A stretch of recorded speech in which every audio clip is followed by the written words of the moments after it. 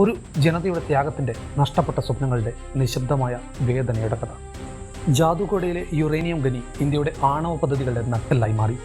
ഈ ഖനിയിൽ നിന്നുള്ള യുറേനിയം നമ്മുടെ ആണവോർജ്ജ നിലയങ്ങളുടെ പരമപ്രധാനമായ ഇന്ധനമാണ്.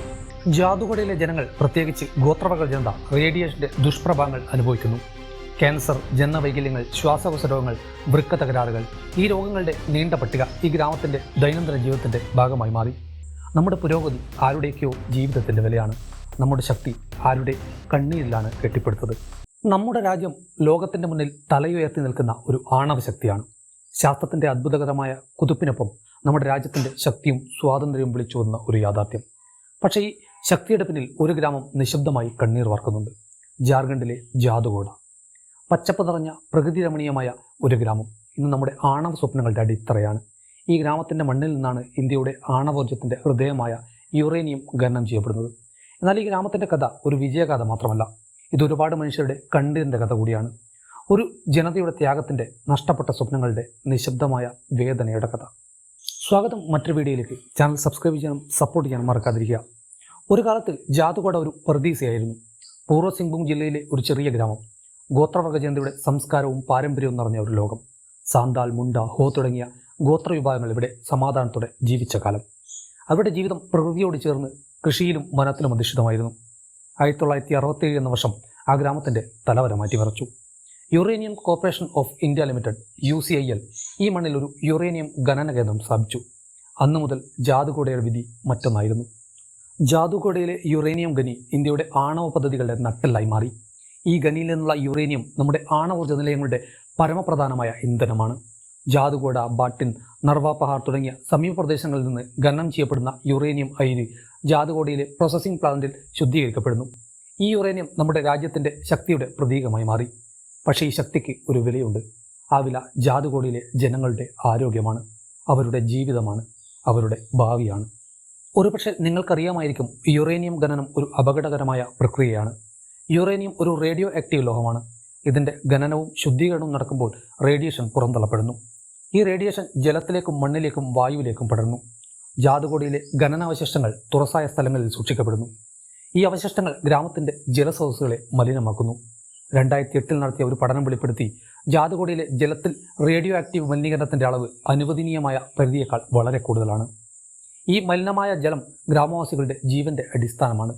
അവർ കുടിക്കുന്ന വെള്ളം, അവർ കൃഷി ചെയ്യുന്ന വെള്ളം എല്ലാം വിഷലിപ്തമാണ്. ജാദുകോടയിലെ ജനങ്ങൾ, പ്രത്യേകിച്ച് ഗോത്രവർഗ ജനത, റേഡിയേഷന്റെ ദുഷ്പ്രഭാവങ്ങൾ അനുഭവിക്കുന്നു.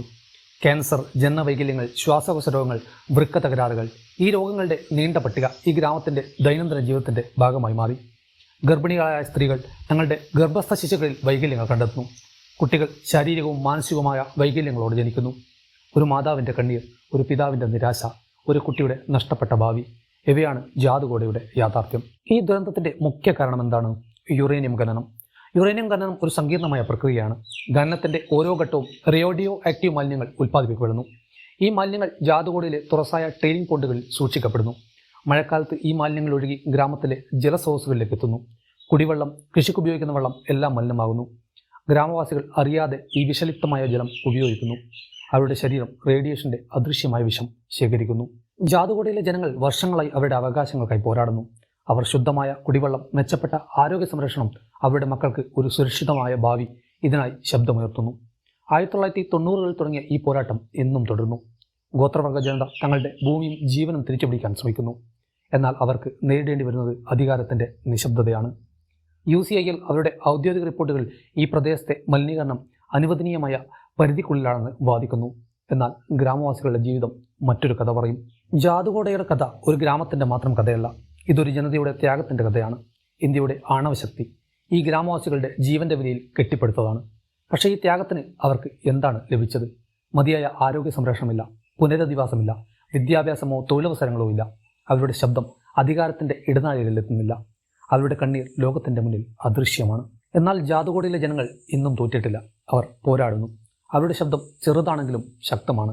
അവർ തങ്ങളുടെ അവകാശങ്ങൾക്കായി, തങ്ങളുടെ മക്കളുടെ ഭാവിക്കായി, തങ്ങളുടെ ഭൂമിയുടെ ശുദ്ധിക്കായി ഒരുമിച്ച് നിൽക്കുന്നു. ഈ പോരാട്ടം ഒരു ഗ്രാമത്തിന്റെ മാത്രം പോരാട്ടമല്ല, ഇത് നീതിക്കായുള്ള, മനുഷ്യാവകാശങ്ങൾക്കായുള്ള ഒരു ജനതയുടെ പോരാട്ടമാണ്.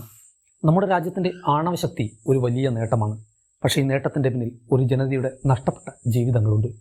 ജാതുകോടിയുടെ കഥ നമ്മളെ ചിന്തിപ്പിക്കണം. നമ്മുടെ പുരോഗതി ആരുടെയൊക്കെയോ ജീവിതത്തിൻ്റെ വിലയാണ്. നമ്മുടെ ശക്തി ആരുടെ കണ്ണീരിലാണ് കെട്ടിപ്പടുത്തത്? ഈ ചോദ്യങ്ങൾ നമ്മുടെ ഹൃദയത്തിൽ ഒരു മുഴക്കമുണ്ടാവണം. ജാതുകോടിയിലെ ജനങ്ങൾ നമ്മുടെ ശ്രദ്ധ അർഹിക്കുന്നു. അവർക്ക് നീതി, അവർക്ക് ആരോഗ്യം, അവർക്കൊരു ഭാവി ഇവ നൽകാം നാം ബാധ്യസ്ഥരാണ്.